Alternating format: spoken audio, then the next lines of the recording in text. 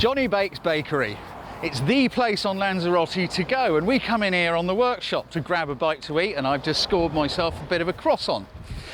Now, last week we came over here, and as I was walking across the car park, I was talking to Pat, who was on the workshop, and I don't know why, I can't tell you why this is, but out the corner of my eye, something just went ding, there's a picture over there. Now, why does that happen? Why is it that I can go ding, there's a picture over there, when somebody else can't? What causes that? Well, it's practice. It's doing stuff over and over again, repeatedly, until it goes in. It's like driving your car. Look how many times you drive down the road on total autopilot. You're somewhere else, you're in a different country, you're thinking about something, but you're not thinking about driving. But if a cyclist suddenly pops out in front of you, somehow it all snicks back into place, doesn't it? And you take the appropriate action. Now, I can only imagine it's through doing something over and over again, many, many times, that you start to do this. And so I just want to show you what I've seen out the corner of my eye and see if you can spot the picture, and then I'll go through how I shot the picture. But first of all, I'm going to eat my Johnny Bakes croissant. So if you come to Lanzarote, you've got to go to, what's it called, Eden? No, the town. Sorry, I don't know why, mental block. Tagizi, you've got to come to Tagizi. Johnny Bakes, the bakery to go to. Seriously. Right. Be with you in a minute. Right, croissant finished. Believe it or not, the picture I'm talking about is here. It's in this shot you're looking at right now. There's a couple of really cool pictures. And you're thinking, well, how can there possibly be really cool pictures somewhere like that? And more importantly, how did you notice them? I've got various ideas on that, and I'll come to them at the end of the video. But yes, there are. There's a couple of really cool pictures here. It's about exploring and trying different things. Now, what you're probably thinking is, look, road signs, lights, traffic, all that kind of stuff. Can you see? Now, I'm not sure if I can see in the video where it is. I think it's about, forgive me, I'm looking at the monitor, I think it's about there. See those roofs, those orangey roofs against the blue sky? And then beyond, obscured by an orange bus at this moment, there is the old stonework of an old church. It's all kind of fitting together. Now, that little piece of that entire scene, taken on its own, will make a really interesting, beautiful little picture. Particularly as it's, you know, it's midday, sun's high in the sky. Often mornings and evenings are pretty good for that, but there's also times when above light works well, and the light from above is working quite well at the moment because it's putting little tiny shadows around the tiles, the ridge tiles, and that's giving them texture and shape. Okay, so how do we execute this picture? How do you tease that out of this entire scene? More importantly, notice it. Well, we'll come to that. Obviously, we're going to need a long lens, aren't we? We're going to need to zoom that lens out a bit. Now,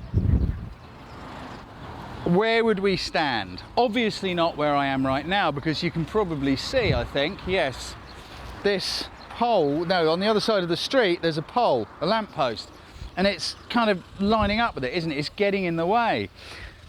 So let's just have a look. I'll see if I can get some video in this one for you.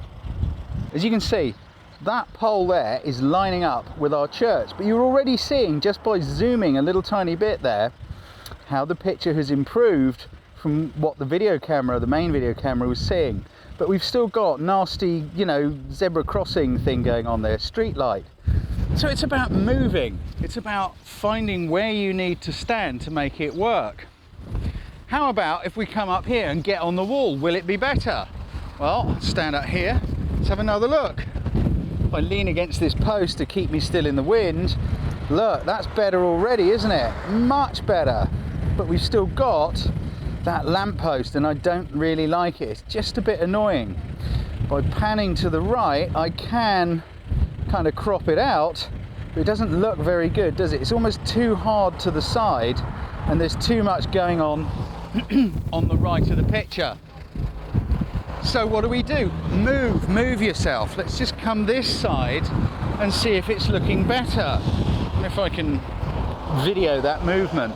So with this side here, now we're going to get some post, there it goes, move to the right along the wall. I'm wobbling because I'm trying to do this without. Now look, as I move, you see how, look, that black post is starting to move with me. It's no longer an issue, is it? So we've got a bit of a shot going on there, and by recomposing, how's that? If I zoom the lens in a little bit, just start sneaking in that zoom, I've really got quite an awesome little picture going on, like this. Now if I go in tighter still, can I just capture the very top bit, like that? Now I quite like that, preferably without the coach. We've got quite a nice little picture there, just against the blue. So, looking through my splendid camera, I'm just going to line something up, and I am going to take the first one, including the pole. There we go. So that was shot at a 640 at f6.4 using 200 ISO and just under 100mm lens. How about if I recompose? I'll just see if I can video my recompose a bit. So here we go, that's the shot I had. So how about if we zoom in a little bit and recompose the shot to something like that? We're just going to keep a little bit of the cactus to the right. We've got a little bit of misty volcano in the background. Yeah, it's not bad. Right, stop the video. Take the picture. Where am I focusing? I'm focusing on the tiled roof. It's a long way away, it's beyond the infinity point of the lens, so you don't have to worry too much about that. You've got to check all around the viewfinder, all the time. I prefer to get it right in the camera than try and crop afterwards, because you're losing a few pixels and I can't be arsed. That's this bit that's fun, this is the bit which I really like. But how about shooting the picture the other way up? How could we do that? Are there ways in which we could do that? If I zoom out and make it smaller, what I'm seeing is negative space. So if I bring that back to there, but now I've got some of that ghastly lamppost, which I don't want, but I think I can probably move this way a bit more. Just sneak past it. Oh, I like that, I like that. Look at all that negative space going on. Right, stop the video and take the picture. Focus on there and line it up. Lots of negative space against that beautiful blue. Tiny bit of roof. I don't want any street lamp. Make sure it's level because I don't want to mess about with it later. There. Boom! Got it. I love that. As you can see, there's lots of possibilities that you could work with doing a shot like this. I could play around in this car park for ages. But going back to the key question, how did I spot it in the first place? And more importantly, how can you start to spot things like this in the first place? Let's go and have a cup of coffee and a chat about it. Gracias. Hello. Cheers. I don't know why I'm bothering to say gracias, because the guys who run it, I don't know, are you English or? Canadian. Yeah, okay, I thought you might be, but it's very dangerous. Canadian, but you know, North Americans, Canadians and Americans all get very tetchy if you get that one wrong. But anyway, how did I spot the picture? And more importantly, how can you spot the picture for yourself? It truly is a question of practice. You have to practice these things over and over and over again. Now, it's easy to get despondent with that, but the thing is, as you do unfamiliar things repeatedly, your brain is going to form new neural pathways. It's a proven thing. There is a science being studied at both Harvard and Princeton. At the moment, it's called positive psychology, and it's all about the way in which your brain creates new pathways and new ways of thinking. So by doing the same action repeatedly over and over again, you will find that things will start to become subconscious. It will be like muscle memory.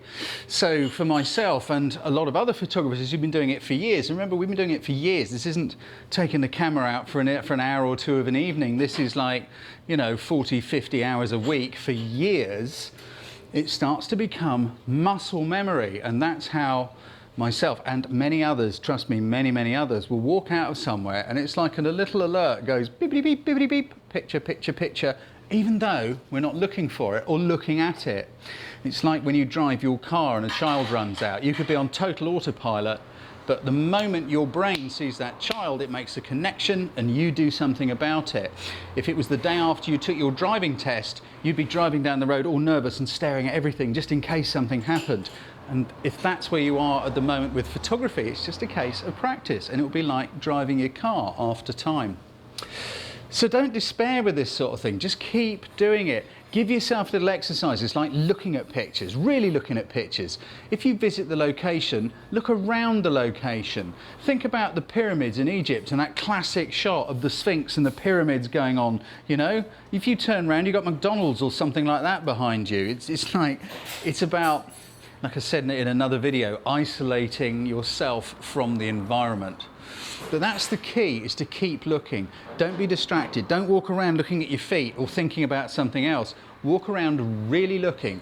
Teach yourself how to look at the light, look at what's going on around you, and imagine frames around things. If you see something that interests you, and I know you'll feel like an idiot doing this in the street, but you know that old thing you used to see with people doing this and going like that? It truly, truly works. If you're like that and you close one eye, it's like looking through a long lens. You've got a frame around something. So like doing this at you right now, if I move my hands that way a bit, I put you to the left side of the image, or to the right, or to the bottom, or the top. Those little tiny movements. A wide lens is the equivalent of doing this. I'm now bringing into shot the corners of the cafe. Now you might feel like a complete numpty doing that, but it will help you to isolate things. So maybe try it in the privacy of your living room when no one's watching you and can laugh at you. I got people laughing at me on the other side of this cafe. Eden, come here. Come on. Come here. I wasn't laughing. You weren't laughing? Why would I laugh? I don't know. Come on, you're going to have to pull up a... You might know, Eden, if you came... Come on, this way a bit. You're not in shot. Here we go.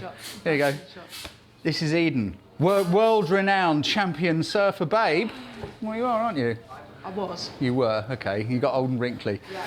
But if it weren't for Eden, the Lanzarote workshop wouldn't happen. She helped me set it up. And if any of you guys that came last year or this year are watching, Hello. give them a wave. Hope you enjoyed yourself. Yeah, it's cool. Anyway, go out and practice. Do that and don't be embarrassed. Where's your coffee? Subscribe to our YouTube channel to be notified each time we upload one of our cool photography videos, or for more great photo tips, workshops and training, come and see us at our website, photographycourses.biz.